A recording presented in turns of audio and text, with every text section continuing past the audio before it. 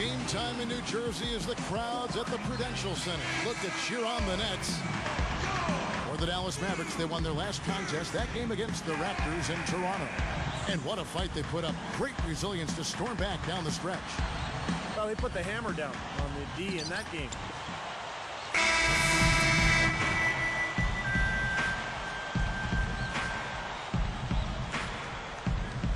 And let's get this update now from Doris Burke, who's across the way on the sidelines. Kevin, I had a chance to talk to head coach Rick Carlisle. We talked about the problems a player like Deron Williams presents, and he didn't hesitate, saying that Williams' combination of size and speed are major areas of concern, saying Deron is such a handful physically, there's no way to keep him out of the paint with a single defender. It's simply not possible. Guys, we've seen it so often. Great. Thanks for the report, Doris. They double him with Butler.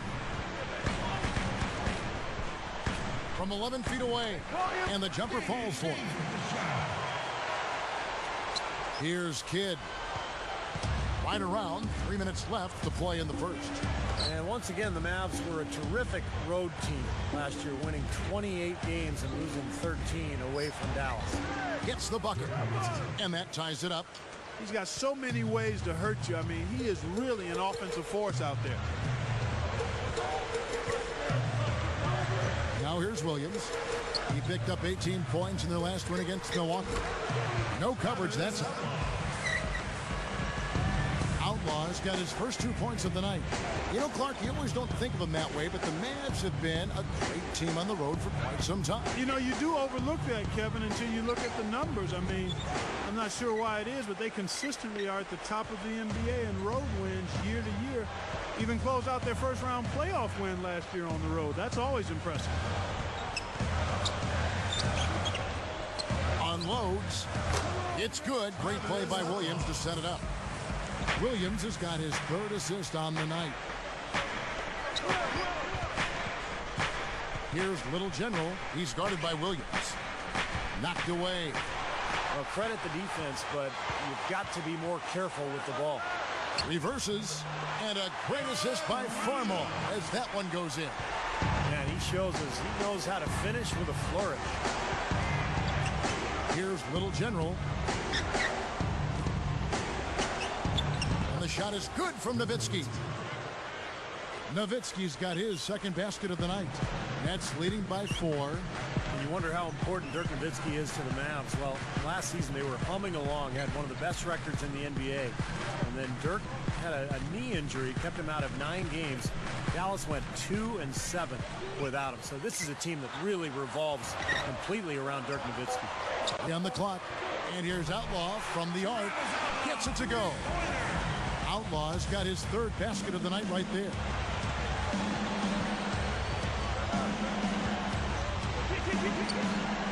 There's the dish to Nowitzki. Rebound, New Jersey. We talked about the Mavs without Dirk. The huge gap in their winning percentage speaks for itself. 55-18 with him in the lineup. You know, Kevin, as great a mark as that is for Dirk, it kind of also points out just how dependent the Mavs are on him. I mean, he is their franchise guy. And if he goes down, the team really struggles. Here's Williams. Tips it back in. Humphries has got his second basket.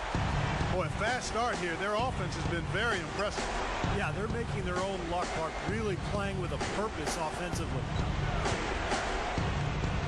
Nowitzki outside. The pass to Butler. Launches it. And it's Humphries with the rebound. Now Williams. Good look. And again, it's New Jersey converting. And you have to like the way they've started out offensively. Yeah, I like the way they've put together basket after basket, consecutive hoops, and as a result, they put together a nice lead here. Domination in the first quarter. It's been pretty lopsided. Nets out in front. They lead by 11.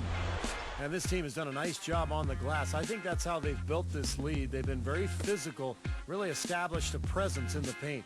Well, they've chased down those balls. As soon as they've hit the iron, they've been chasing them down. That's been a solid effort by them. And we'll return momentarily.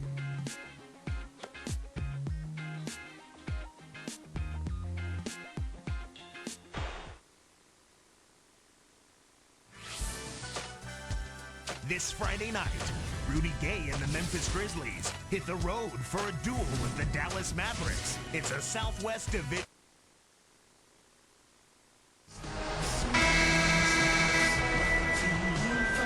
And welcome back. It's been all one-sided so far through the first quarter as our second quarter gets underway. Here's James, 11-point game. Darren Williams and Anthony Morrow man the backcourt. Damian James out there with Brandon Wright, and it's Lopez in at the center. That's the Nets 5 as we get into the second quarter. The wing jumper off target. Well, I tell you what, the coaching performance of Rick Carlisle in the playoffs last season was, I think, what cemented him in the minds of many as an outstanding coach. We've always known it. He was terrific with Detroit. He was outstanding with the Pacers, and he's got a championship ring with the Dallas Mavericks. Nowitzki, no good. Boy, I'm shocked he didn't make that one. He usually knocks that one down with ease. Now Lopez, he had 25 points last game. Outside Williams, pocket 6. Here's the 3. That's good. Williams has got the opening field goal of the second quarter for the Nets. Well, going back to Carlisle, he did such a great job, you're right, Clark, in the playoffs last year, mixing up the rotation and going deep into the well to get the right matchups through every step of the playoffs. And I thought he did as good a job as possible for the Mavericks in that playoff run. That's one of the reasons they won the title. And here is James. He's coming off a 10-point game against Milwaukee.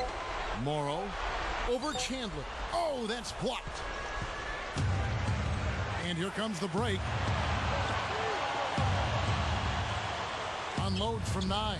Again, the miss by Nowitzki. Nets leading by 14. Well, you look at the Nets' record against the West last year, 11-19, which doesn't sound great, but when you consider they went 13-39 against the East, that West record looks a little better. He feeds it to Morrow. Over Kidd. And again, it's New Jersey converted. That time he found a gap in the defense to turn that one into a very easy jump shot, a warm-up jumper, if you will.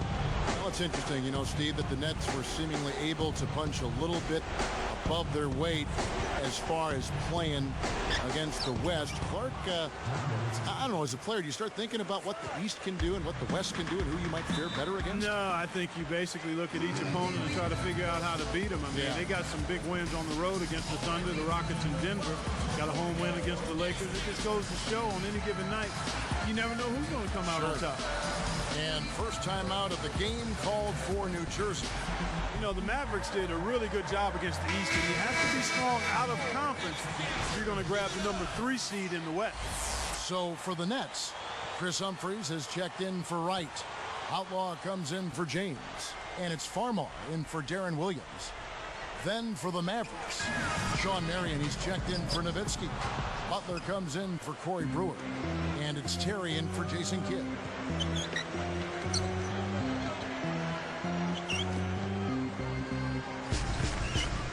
Here's Little General backing in. Terry with it. It's blocked. And here's the fast break. Chandler gets whistled for blocking. That's foul number 2 for him. Well, he rotated defensively, but probably just a little bit too late, and good call. He didn't quite get to the spot. That's always a bang-bang call for the officials. He got that one right. They get a hand on it. You know, Kevin, by and large... And he flushes it through. Bright slam cam with the replay. Now, that's a special order right there. Not everybody can cap off a dunk like that. Yeah, very difficult maneuver, but a tremendous one if you can pull it off. 1:58 left now here in the second. Now Farmar. Unnecessary pass there. He's got to make a better decision. Mavericks trailed by 12. Boy, that's a hard pass to make. You got to lead your teammate absolutely perfectly. So a couple of poor possessions now in a row consecutive. Both times turnover. That's not productive basketball. That's not winning basketball. No, Clark, you know, you start stringing errors back to back together, you lose all momentum in this game.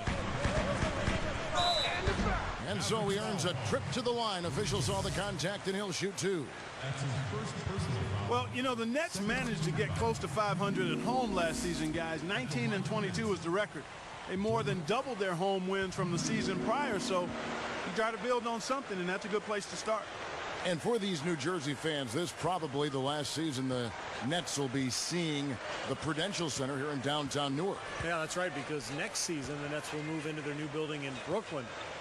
Probably some mixed emotions for the New Jersey fans who live on this side of the Hudson, but it will be very exciting to have a major pro sports team in Brooklyn. First time since 1958.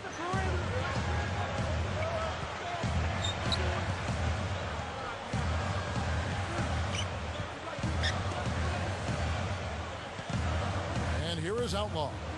7 points in the game. 6 to shoot. Hangs in the air. Mavericks trailed by 9. Here's Terry. The feather touch on the finger roll. Beautiful. Terry's got 5 points now this quarter. Here's Farmar. 8-second difference between the shot clock and the game clock. For 3, Outlaw. And the rebound goes to Jason Terry.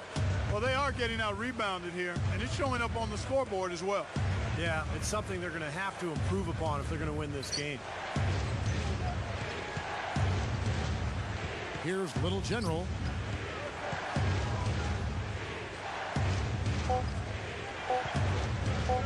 Here's Marion. No good, trying to beat the buzzer. The clock runs out, and we're heading to halftime. Nets lead by 7.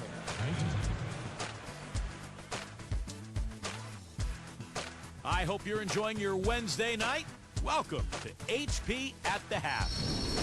An impressive start for the Nets. Their bench making its presence.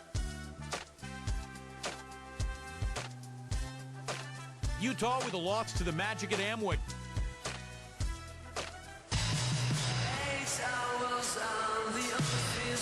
Now the third quarter. And so it's New Jersey who scraped by with the win. Clark, it was anybody's game right to the very end. Yeah, it was. The coach is happy with the outcome, but maybe not so much with the margin.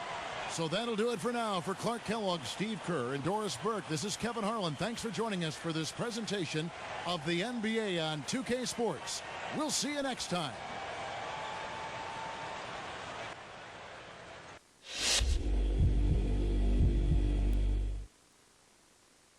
You guys put on a shooting clinic tonight, so it must be a bit of a shock to not be sitting here talking about your big win. What kept your team from getting the W out there? The other team did. We played well, they played better. Sometimes you feel like you do everything you can and there's still someone out there better than you. And that was the case here. Good game for us, but great game for them. So they got the win. And we're the ones sitting here shaking our heads and wondering why.